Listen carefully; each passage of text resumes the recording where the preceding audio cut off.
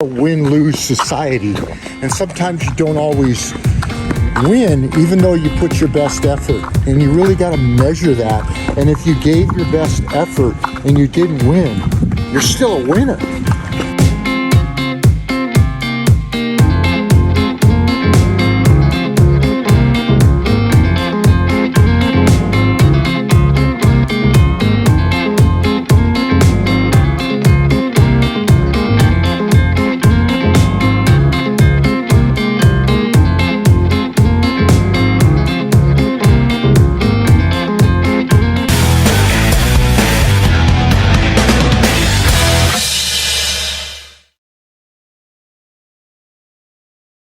Hey guys, Coach Corsi here, California Bearcats.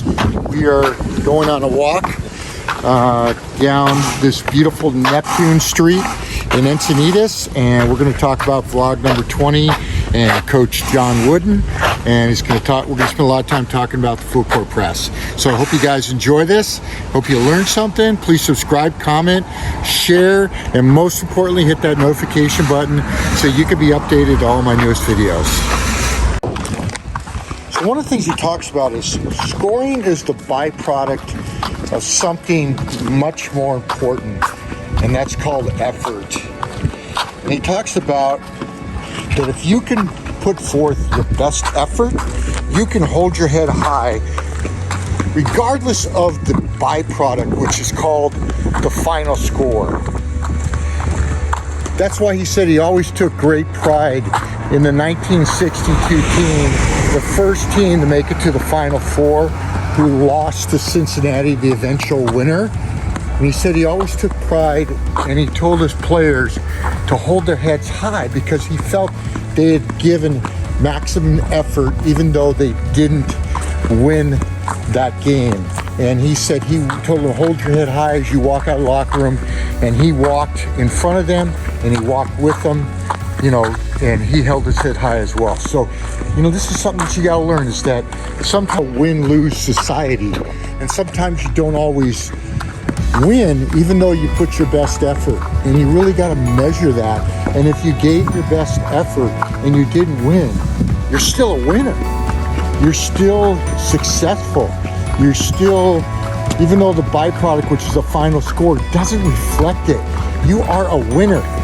You are a winner. And again, if you put everything you could into it and it didn't come to your side, I know for me, some of my teams, that happened a lot. I know in business, my best foot forward.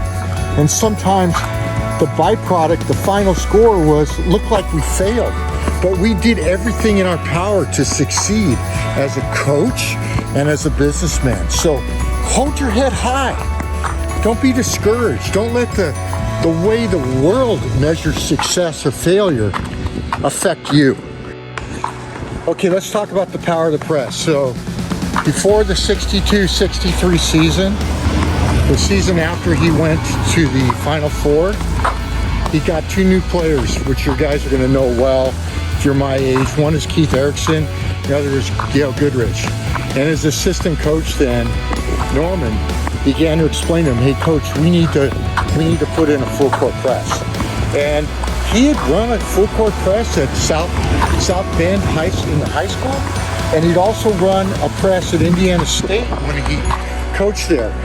But when he got to UCLA, it was such a high level, he didn't think that he would ever have the athleticism or the supreme conditioning ability to pull it off. And two, he thought that most college teams would break it, would figure it out, and pretty easily. And he began to see after that year that wasn't true, that players really could not figure it out.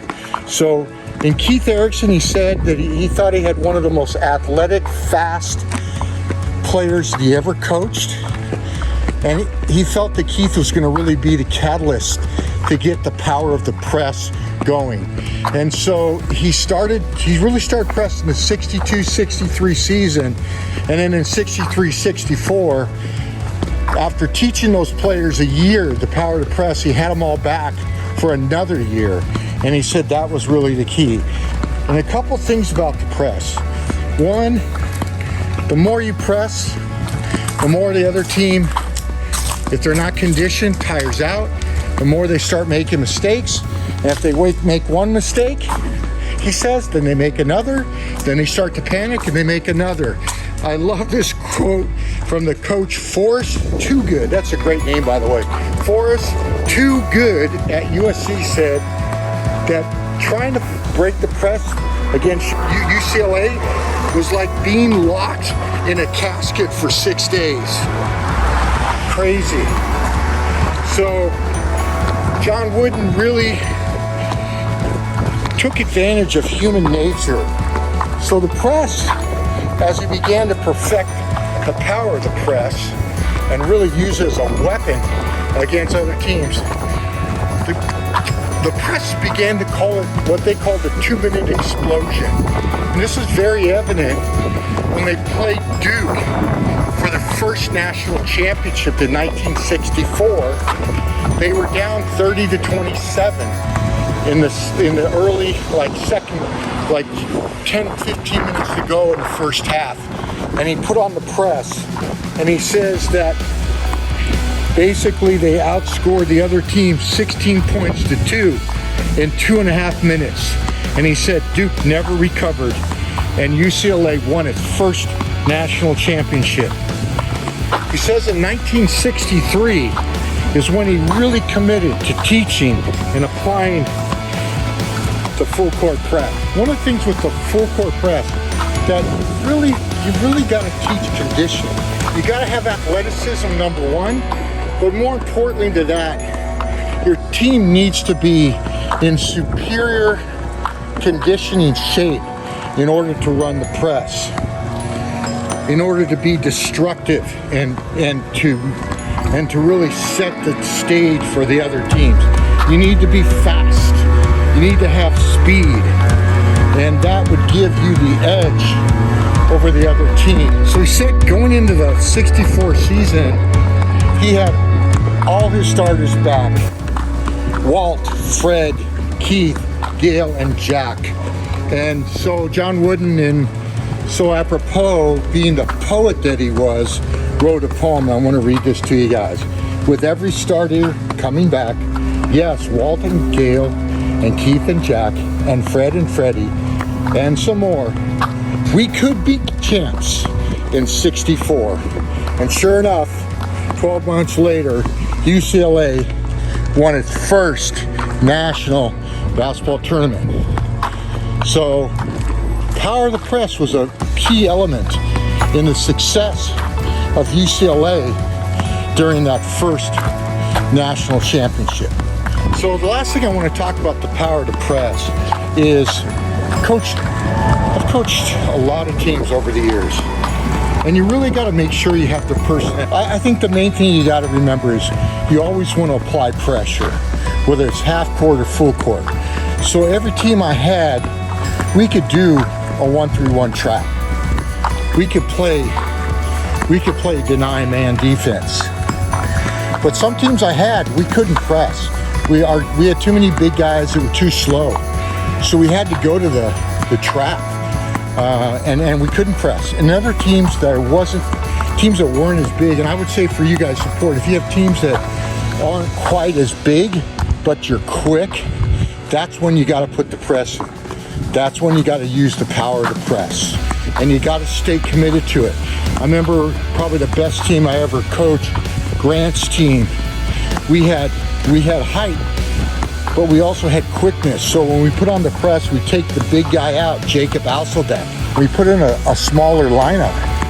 But there were times that we didn't get a steal or didn't get a bucket. But what it did is it forced the other team to take quick shots. So sometimes when you press, you might not get a steal. It might just be that you get the other team to take a quicker shot than they want, or take a rush shot, or take an out of control shot. So sometimes the press works even though you don't get a steal. But if you're committed to it and you play it for long durations of time, you're gonna do well. And another thing I always did on a on our side, when we were shooting a free throw, on a made free throw, so let's say we had a two shot, and if we missed the first one, but we made the second one, we would always press, always. So on a made free throw, always press, always press. So those are just a few tips. And if you want some more tips, you can put some questions in the comments. I can answer them for you. But those are some of the things. You got to make sure you have the right personnel. And if you don't, then go to the 1-3-1 trap. Can play pressure defense half court. Anybody. All right, guys. Really appreciate your time. Thank you for your support. Thank you for your encouragement. Thank you for your love. And I hope you enjoyed this video. Again, don't forget to subscribe, comment, share, and most importantly, hit that notification button so that you can be updated to all my newest videos. God bless you guys, and I hope you enjoyed this walk down Neptune. Go Bearcats!